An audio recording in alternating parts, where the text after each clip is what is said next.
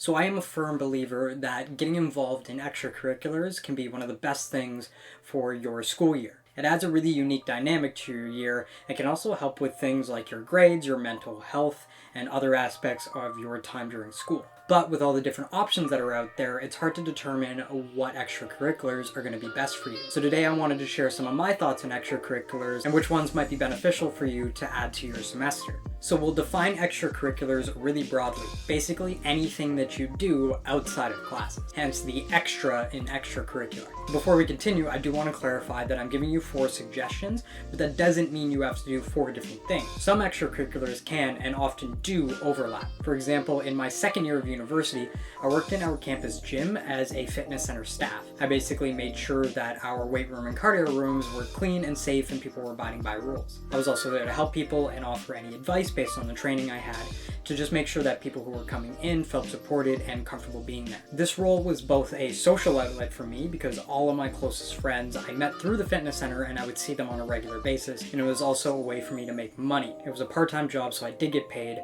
but it was on campus, so I was able to balance it with the rest of my classes and everything else I had to do. So I'm going to explain the 4 different qualities, but look for opportunities that cover multiple ones at the same time. So this way you can do more on those roles without having to add on anything extra. Okay, let's just jump into it.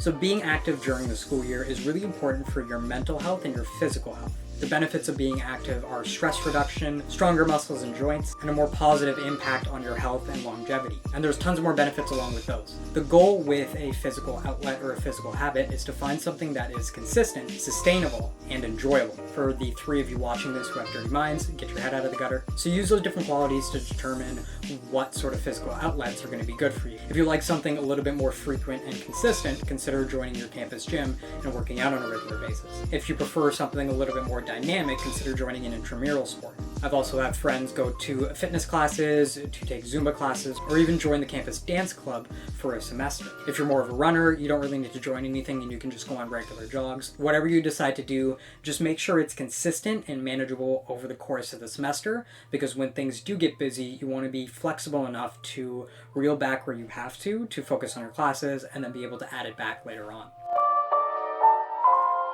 So social is pretty self-explanatory. It's basically anything that has you around people and interacting with them on a regular basis.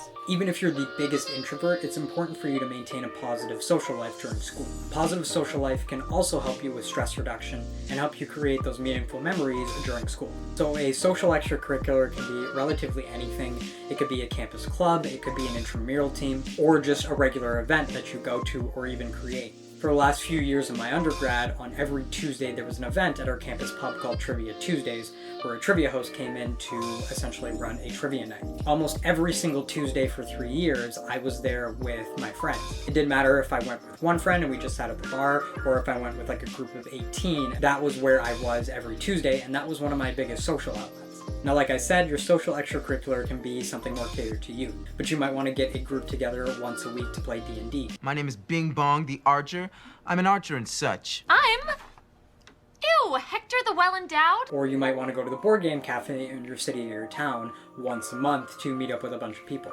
If you're more of a gamer, you could set up a weekly or a bi-weekly gaming session with your friends. I'm just kind of throwing out ideas here. Basically, you want to make sure that you're staying consistent with maintaining a good social life. Same rules as the physical extracurricular. You want to make sure that you're consistent, sustainable, and it's enjoyable.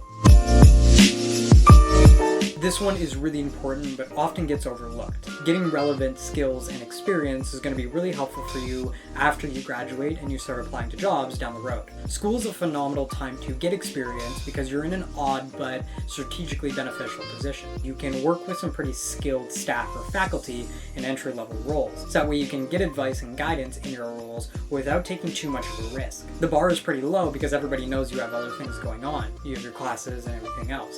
So that way when you take on an extra role, you can balance it much better with your semester and develop things over a longer period of time. The important thing here is to maintain your boundaries and to stay productive when you are working on them. For example, I'm a social media guy, and all my skill development came from my extracurricular involvement. I helped run a Snapchat account for my university's recruitment office. So the estimated cutoff for criminal justice and public what is it again?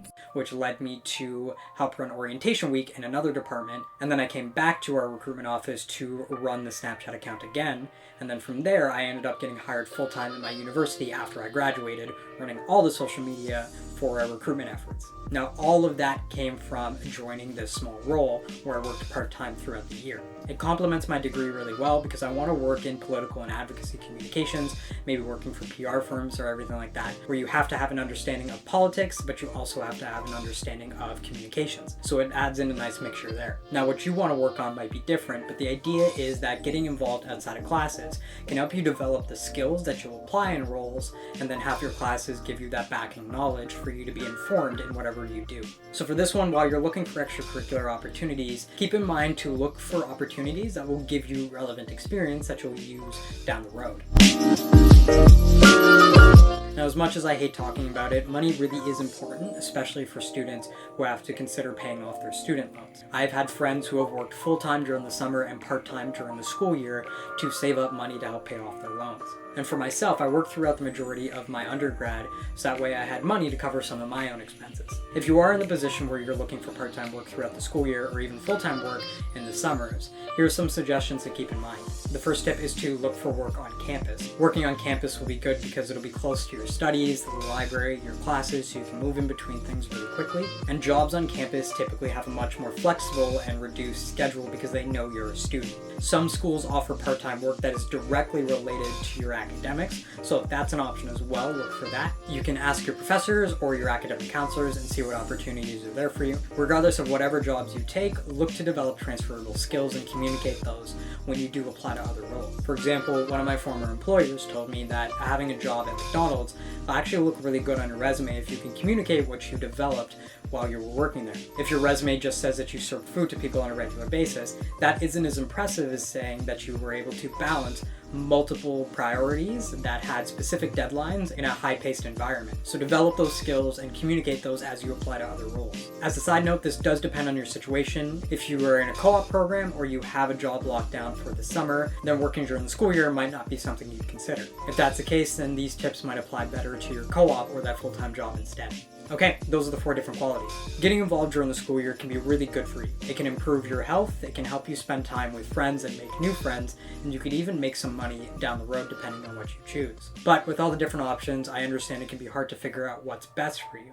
If you're in this boat, I hope this video helps you navigate some of the decisions you're going to make. You also don't need to do all of these at the same time, by the way. If you've never been involved in extracurriculars before, start small and add them in over time. Balancing these is doable, you just want to make sure you're smart about it. I really do value the benefits of extracurricular involvement, and I hope this video helps you see the value in them and figure out different opportunities that would be available for you. As always, I love hearing from you, so if you've ever gotten involved in a club, organization, or any extracurricular, leave a comment below and share what you were involved in. If you liked the video, give it a thumbs up. If you hated it, give it a thumbs down. Either way, let me know what you thought. Other than that, thanks for tuning in, and I will see you in the next video. Take care.